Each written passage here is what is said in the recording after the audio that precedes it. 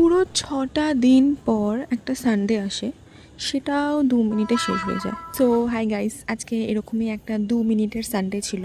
তো আজকে সকালবেলা উঠে বিছানা টিছানা ঝেড়ে গরম গরম চা খেয়ে আমি ভাবলাম একটু রূপচর্চা করা দরকার।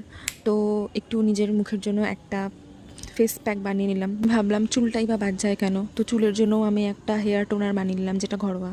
তারপর আমি চলে গেলাম রান্নাঘরে, একটু মাছ ভেজে দিলাম। তারপর দেখলাম মা হয়তো এই গরমকালেও ফুলকপি আলু দিয়ে মাছের ঝোল করার প্ল্যান করছে। তারপরে চান টান করে আমি গেলাম একটুখানি আমাদের বাড়ির কাজ কত দূর হয়েছে সেটা দেখার জন্য। তারপর আমি আমাদের নতুন বাড়ির ছাদে উঠে একটু ঘোরাঘুরি করছিলাম। দেন আমার বোনও চলে এলো আমাকে চালাতে। কোনো দিনও আমার পেছন ছাড়ে না।